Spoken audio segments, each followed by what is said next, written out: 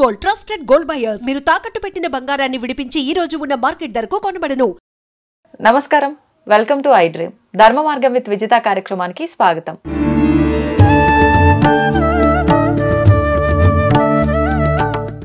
నమస్కారం అండి. నమస్తే మా శ్రీమాత్రే నమః. అయితే నిత్య దీపారాధన విషయానికి వచ్చేసరికి ప్రతి ఒక్కరి ఇంట్లో కూడా ఖచ్చితంగా నిత్య దీపారాధన జరగాల్సిందే అని చెప్తూ ఉంటారు పెద్దవాళ్ళు. ఈ దీపారాధన సరే ఎవరో ఒకరు చేస్తారులే అనుకుంటే మళ్ళీ ఇందులో కూడా రకరకాల సందేహాలు, ఇలా చేస్తే తప్పేమో అలా చేస్తే తప్పేమో అని చెప్పి ప్రతి ఒక్క దాంట్లోనూ ఒక క్వశ్చన్ మార్క్ అనేది కనిపిస్తూ ఉంటుంది. ఏదో ఒకటి అసలు చేయని దానికన్నా చేస్తే బాగుంది కదా అనే ఒక ఆలోచనతో వెళ్తే బాగుంటుంది, కానీ ఈ అనుమానాలతో పూజలు చేయకూడదు. అసలు నిజంగా నిత్య దీపారాధన అనేసరికి ఈ నూనె వాడొచ్చా, ఇన్ని ఒత్తులు వేయాలా, ఈ సమయంలోనే చేయాలా, హస్బెండ్ చేయాలా, వైఫ్ చేయాలా, ఇంట్లో ఎవరైనా చేయొచ్చా, రకరకాల సందేహాలు. ఒక్కసారి వాటి గురించి వివరణ ఇవ్వండి. సరే అమ్మా. ఫస్ట్ దీపారాధన ఎలా వెలిగించాలి? ఫస్ట్ మన మనస్సులో జీవన జ్యోతి అనేది వెలగాలి. మన మనస్సులో ఫస్ట్ మనం దీపజ్యోతిని వెలిగించుకుంటే మనం ఆటోమేటిక్గా నిత్య దీపారాధన చేసుకుంటాం. ఇంట్లో మనం లేచి ఈ టైంకే చేయాలి అనేది ఒక డిసిప్లైన్గా ఒక సంకల్పం చేసుకోవాలి. నిత్య దీపారాధన ఏ వేళకంటే ఆ వేళకు చేసేద్దాంలే, ఏ వేళకు పడితే ఆ వేళకు లేచి దీపం పెట్టేదే కదా, ఈజీగా తీసుకోకూడదు. ఎందుకంటే మనం దీపం పెడుతున్నాము అంటే అది మన ఇంటికి లక్ష్మీ కళం తెస్తుంది, మన ఇంటికి రక్షగా ఉంటుంది ఒక దీపం అనేది, దీప జ్యోతి కాంతి అనేది.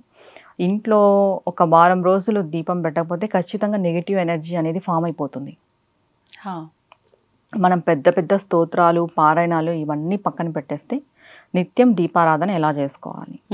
సూర్యోదయానికి మునిపే చేసుకోవాలి నిత్య దీపారాధన. లేదు అలా కొంచెం వేలు కాదు, బిజీ షెడ్యూల్లో ఉన్నాము, 7 లోపు ఎవరు చేయాలి? ఇంటి యజమాని దీపం పెట్టాలి, చాలా మంచిది. వీలు కానప్పుడు ఎవరైనా దీపారాధన చేయొచ్చు. వీళ్ళే ఖచ్చితంగా చేయాలి అనేదేం లేదు. ఓకే, వాళ్ళు చేస్తే చాలా మంచిది. వాళ్ళు చేయనప్పుడు వైఫ్ చేసుకోవచ్చు, భార్య. అంటే ఇలా కూడా ఆలోచిస్తూ ఉంటారు చాలా మంది. హస్బెండ్ కనుక చేస్తే అది అందరికీ వర్తిస్తుంది, కుటుంబానికి. భార్య చేస్తే ఒక తనకే వర్తిస్తుంది. అలాంటప్పుడు మిగతా వాళ్ళ క్షేమం గురించి కూడా ఆలోచించాలి కాబట్టి యజమానే ఖచ్చితంగా చేయాలి అంటుంటారు కదా. అంటే భార్య కుటుంబ క్షేమం గురించి ఆలోచన చేయదా? ఆలోచిస్తుంది, కానీ చేసిన ఫలితం మాత్రం తనకొక్కదానికే వర్తిస్తుంది అంటారు. ఎవరు చూసారండి? మనం చూసామా? చెప్తూ ఉంటారు కదా రకరకాలుగా, ఒక్కొక్కరు ఒక్కో రకంగా. కానీ భార్య ఆలోచన చేయదా? చేస్తుంది. అసలు ఫస్ట్ తన గురించి తాను కన్నా కుటుంబం గురించి ఎక్కువ ఆలోచిస్తుంది. భార్య అంటే తల్లి తర్వాత తల్లి. అలాంటిది ఇంటికి యజమానురాలు, గృహలక్ష్మి గృహే అన్నారు. అలాంటి గృహలక్ష్మి ఆలోచన చేయదా? చేస్తుంది. ఇక్కడ మెయిన్ వీళ్ళు పెడితే మంచిదా, యజమాని పెడితే యజమాని పెట్టాలి. శాస్త్రంలో యజమాని పెట్టాలి అనేది ఉంది. ఎందుకంటే అది కూడా ఎందుకు, అబ్బాయిలకి అంత డిసిప్లిన్ ఉండదు, మెయిన్గా వాళ్ళంతా పాటించలేరు అనే ఒక దాంతో వాళ్ళు కూడా డిసిప్లిన్గా ఉండాలి, వాళ్ళు కూడా మన శాస్త్రాలని పూజలను అన్నీ తెలుసుకోవాలి, వాళ్ళు కూడా మనతో పాటు పార్టిసిపేట్ చేయాలి వీటన్నిటిలోనూ అని ఇది పెట్టారు. ఓకే, వాళ్ళు పెడితే చాలా మంచిది. కానీ ఆడవాళ్ళు పెడితే ఆడవాళ్ళకే ఉంటుంది అనేది అబద్ధం. ఓకే, ప్రతి ఇల్లాలు వాళ్ళ ఇంటి బాగు గురించి ఆలోచిస్తుంది. ఆమె దీపం పెట్టి నేను ఒకటే బాగుండాలని అనుకోదు కదా.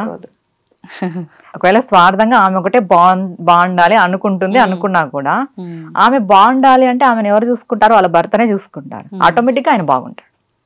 ఓకే, అవునా కదా. ఒకవేళ స్వార్థంగా ఆలోచన చేసినా కూడా. ఇప్పుడు దీపం ఎలా పెట్టాలి? ఈ కన్ఫ్యూజన్ అందరిలో చాలా ఎక్కువ అయిపోయింది. ఆ నూనె ఈ నూనె, ఇన్ని ఒత్తులు అన్ని ఒత్తులు అని. 3 ఒత్తులు వేసుకుంటే త్రిమూర్తులకి సంబంధం. ఓకే, ఒక్కొక్క ఒత్తి బ్రహ్మ విష్ణువు శివుడు 3 ఒత్తులు వేసుకొని పెట్టుకోవచ్చు, 2 ఒత్తులు వేసుకొని పెట్టుకోవచ్చు. ఒక ఒత్తి పెట్టరాదు, వేయకూడదు.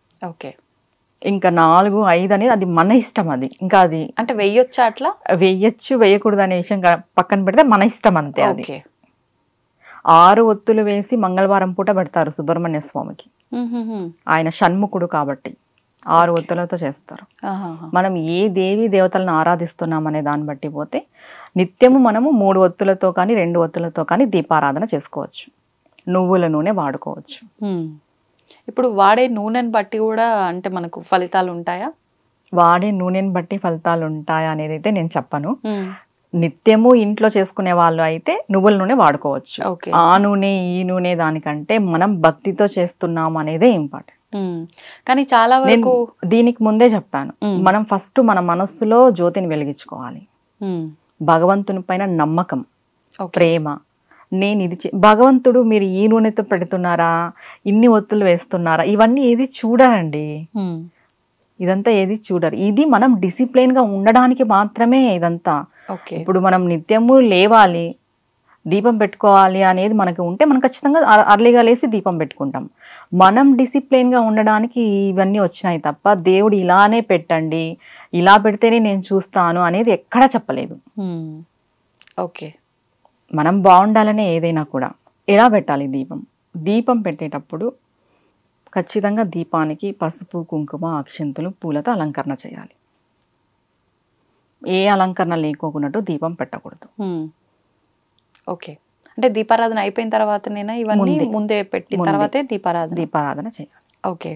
చేసుకున్న తర్వాత ముందుగా మీరు దీపం ఎవరి కోసం పెడుతున్నాం?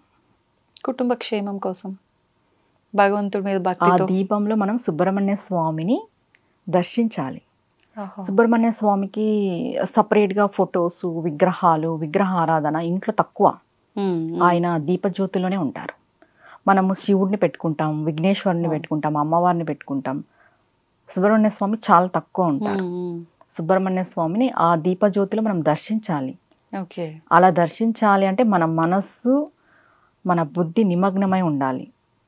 ఏదో దీపం పెట్టేశాము, అవును, ఏది చేసినా భౌతికంగా చేయకూడదు, మానసికంగా చేయాలి. చాలామంది ఎలా ఫీల్ అవుతారంటే ఇవాళ దీపం పెట్టకపోతే ఏదో అయిపోతుంది అన్నట్టు ఫీల్ అయిపోతారు. అది తప్పు. ఏమీ అయిపోదు. అది మన మైండ్ అంతే. అని ఇవాళ ఇంట్లో దీపం పెట్టాలా, నాకు ఇలా అయింది, ఇవాళ దీపం పెట్టలే, నా మనసు అదోలా ఉంది. దేవుడైతే శాడిస్ట్ అయితే కాదు. నువ్వు దీపం పెట్టకపోయేసరికి నీకేదో చేయడానికి. మన మనస్సు అంతే. మనం మన మనస్సుని మానసికంగా చేయాలి. ఏ పూజ చేసినా ఇప్పుడు మనం పూజ చేయలేని పరిస్థితిలో ఉన్నాము అంటే మానసికమైన పూజ చేయండి.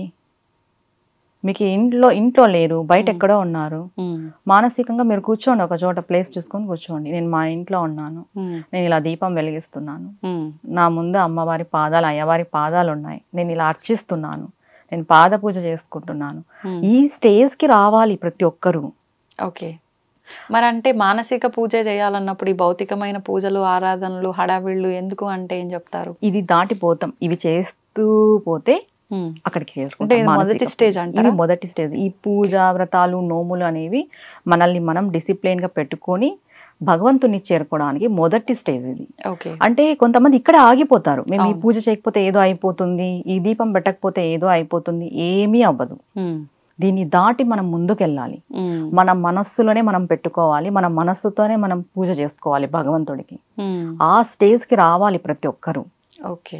ఇప్పుడు పెద్దవాళ్ళని చూస్తాం, మనం ఏం చెప్తాం, ఒక మూలను కూర్చొని కృష్ణారామ అనుకో అంటాం. వాళ్ళు ఏం చేయలేరు, వాళ్ళు మానసికమైన పూజ అలవాటు పడతారు. అలా మానసికంగా మనం వయసు అయిపోయిన తర్వాత చేసుకోవాలి అంటే ఇప్పటి నుండి చేస్తేనే కదా. అవును. ఇప్పుడు డైలీ మనం దీపం వెలిగిస్తున్నాం, ఎక్కడో మైండ్ పెట్టుకొని, దృష్టి పెట్టుకొని దీపం వెలిగిస్తే నువ్వు ఎలా వెలిగిస్తున్నావు, నువ్వు కళ్ళు మూసుకుంటే నీకు ఎలా గుర్తొస్తుంది? నువ్వు 5 నిమిషాలు దేవుడి విగ్రహాన్ని చూస్తున్నావు, నువ్వు బాగా ధ్యాస పెట్టి దేవుడి విగ్రహాన్ని చూస్తే నువ్వు కళ్ళు మూసుకుంటే అలా నీ కళ్ళలోకి వచ్చేయాలి. మన ఇంట్లో ఉండే దేవతామూర్తులు, లేదా ఏదైనా గుళ్ళోకి వెళ్ళినాం మనం, ఆ దేవతామూర్తి మనకు అలా కల్లో కనిపించాలంటే నువ్వు దృష్టి పెట్టి చూస్తేనే కదా. అవును. ఎక్కడో మనసు పెట్టి నేను పూజాధికాలన్నీ చేసేస్తున్నానంటే నువ్వు మానసిక పూజ ఎలా చేయగలవు? ఈ స్టేజ్ ని దాటి రావాలి అంటే ఇక్కడ చాలా డిసిప్లిన్ గా, ఇంట్రెస్ట్ గా, శ్రద్ధగా చేయాలి. ఇవి చేస్తేనే మనం ఆ స్టేజ్కి రాగలం. ఓకే. నిత్య దీపారాధనలో ఎవ్వరూ ఏం డౌట్స్ పెట్టుకునే అవసరం లేదు.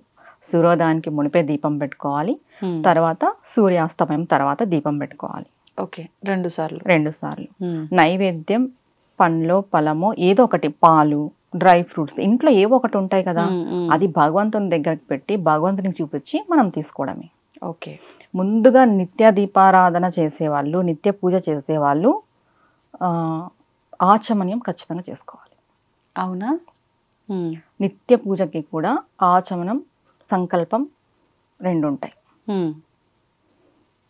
ఎందుకంటే మనం నోట్తో ఏదేదో మాట్లాడింటాం, ఆ టైం వెళ్తాం దేవుని రూమ్లోకి, టకటక పూజ చేసేయకూడదు. చేత్తో ఏవేవో ముట్టుకొని ఉంటాం. ఫస్ట్ మనం శుద్ధి చేసుకోవాలి మన చేతులు, మన నోరు. ఆచమనంతో శుద్ధి అయిపోతుంది. ఓకే. సంకల్పం మనం ఇప్పుడు అందరికీ కోరికల మేరకు చేస్తుంటారు కాబట్టి మన కోరిక స్వామికి చెప్పుకొని, అక్షంతలు పూలు చేతిలో పట్టుకొని స్వామికి చెప్పుకొని సంకల్పం చేసుకోవాలి. ఓకే. ఇప్పుడు అంటే పువ్వులు లేనిది అసలు పూజ చేయకూడదా? అలా ఏం లేదండి. పువ్వులు ఉంటేనే పూజ, ఏమీ లేకపోయినా కూడా పూజ చేయొచ్చు. ఓకే. దాన్నే మానసిక పూజ అంటారు. ఓకే. అంటే చాలా మందిలో ఉన్నాయి ఈ సందేహాలు కూడా.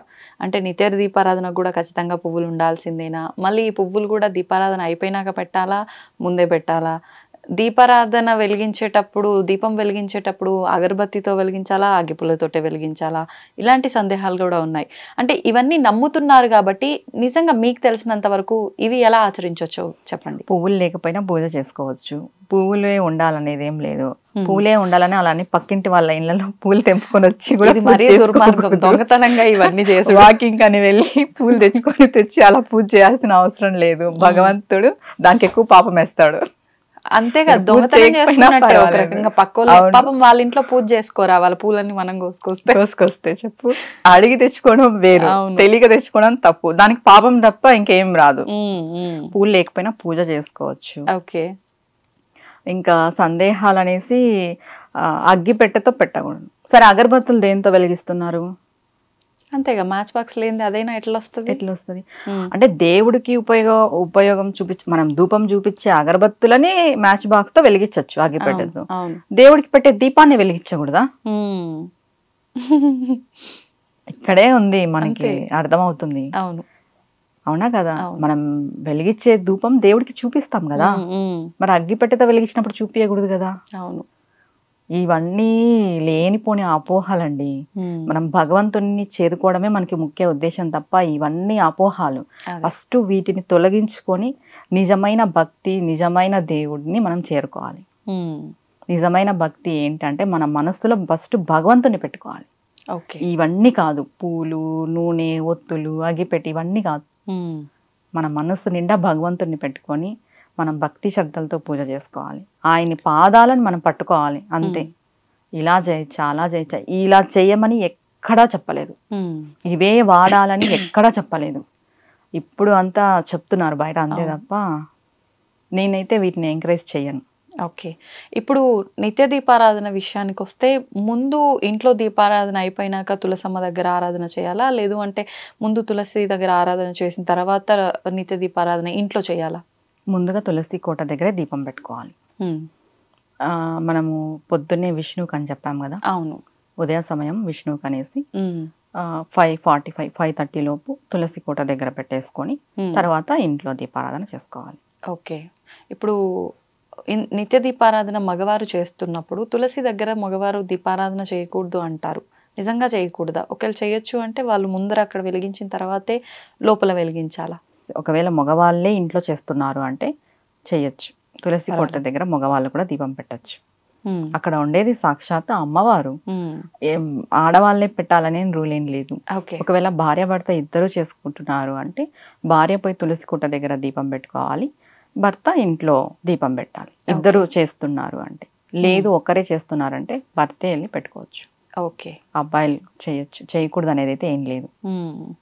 ఇందాక మీరు అన్నట్టుగా భగవంతుడు ఏమి అందరికీ విరోధి కాదు, లేకపోతే శాడిస్ట్ కాదు ఏదో చేసేయడానికి.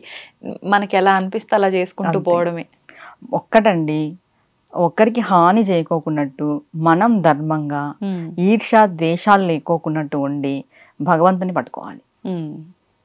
ఇవి లేకపోతే మనం భగవంతునికి అన్ని ఉపచారాలు చేసినట్టే. ధన్యవాదాలండి. శ్రీమాత్రే నమః. అమ్మ తవ్వుతూనే శివలింగం సరే దాన్ని అట్లా కప్పేసేయండి, చూపించదండి. మూర్తి పూజ కాదు, సాక్షాత్ బ్రజేంద్ర నందన భగవాన్ ఉన్నారు మూర్తిలో. ఏమీ ఆశించకుండా ఆరాధించే వాళ్ళు కూడా ఉన్నారా ప్రభుజీ? నిజమైన భక్తి అంటే మనకు తెలియదు కాబట్టి